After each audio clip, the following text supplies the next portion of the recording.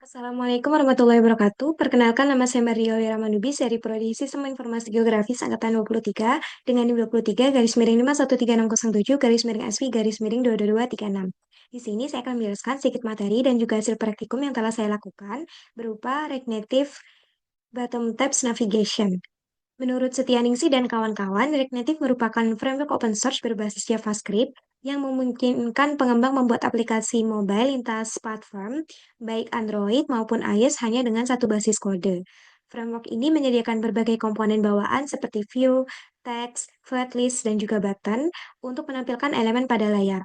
Selain itu, navigasi antar halaman dapat dilakukan menggunakan React Navigation dan tampilan icon memanfaatkan pustaka material icons dari Expo Vector Icons.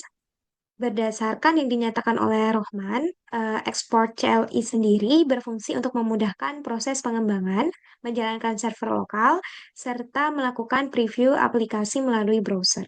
Langkah pertama yang dilakukan adalah membuka Project React Native dan membuat file mahasiswa.sx di dalam direktori app bagian tab. Nah, setelah itu di dalam file ini ditambahkan komponen flatlist yang berfungsi untuk menampilkan data mahasiswa secara dinamis. Dapat ditambahkan flatlist ini pada bagian script file mahasiswa.tsx. Selanjutnya, file layout.tsx ini dibuka untuk mengedit struktur tab navigasinya yang berada di bagian bawah aplikasi. Kemudian komponen tabs.screen ditambahkan juga untuk mengatur halaman seperti home, kemudian di sini explore, dan juga mahasiswa. Kemudian tahapan berikutnya adalah mengedit file icon simbol tsx. Bagian ini diedit untuk menyesuaikan icon dari setiap tabnya menggunakan material icon. Dan setelah itu dibuat file form input.tsx yang berisi form input data mahasiswa meliputi nama, kemudian ada juga NIM dan juga kelas, di mana dapat diambil scriptnya dari bagian ini, text input. Nah, dari bagian ini ditambahkan untuk pengisian form inputnya, di mana komponen text input ini digunakan untuk kolom pengisian data dan tombol Save Me juga ditambahkan untuk menyimpan data. Nah, di sini terdapat button atau tombol Save Me.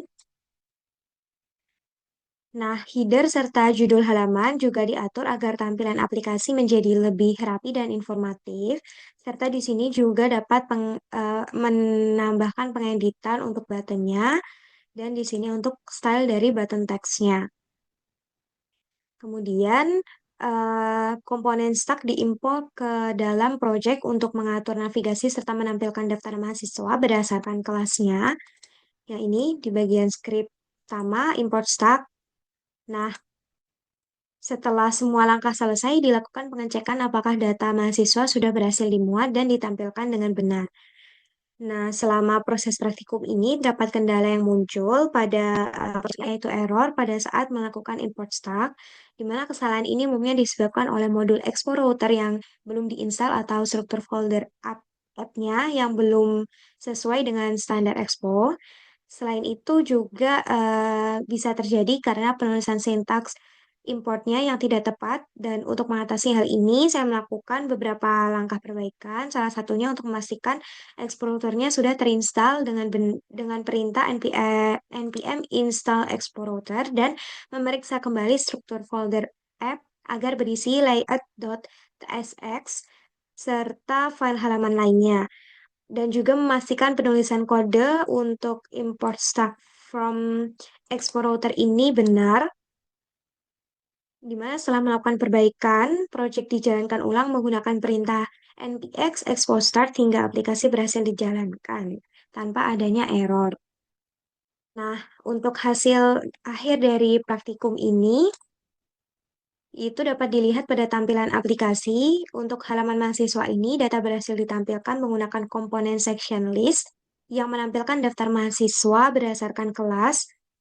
Dan di sini juga terdapat daftar untuk asisten serta dosennya menggunakan di mana setiap nama mahasiswa ini dilengkapi dengan icon pengguna dari material icon sehingga tampilannya lebih menarik dan informatif. Sementara itu untuk halaman form inputnya seperti ini menampilkan 3 kolom pengisian yaitu nama, NIM, dan juga kelas dengan tombol biru buttonnya bertuliskan Save Me di bagian bawah yang digunakan untuk menyimpan data mahasiswa baru. Dan secara keseluruhan, praktikum ini berhasil menunjukkan bahwa React Native dan Expo CLI dapat digunakan untuk membuat aplikasi sederhana yang interaktif dan mudah dikembangkan. Komponen-komponen seperti flat list, section list, dan juga text input sangat membantu dalam mengelola serta menampilkan data secara dinamis dan kendala teknis yang sempat muncul dapat diselesaikan dengan memperbaiki struktur project dan memastikan seluruh dependensi telah terinstall dengan benar. Dan untuk hasil akhirnya menunjukkan bahwa aplikasi berjalan serta menampilkan data mahasiswa dengan baik, di mana siap digunakan sebagai dasar pengembangan aplikasi yang lebih kompleks di tahap selanjutnya. Sekian penjelasan hasil praktikum dan juga sedikit teori terkait React Native Bottom Tabs Navigation. Kurang lebihnya mohon maaf. Wassalamualaikum warahmatullahi wabarakatuh.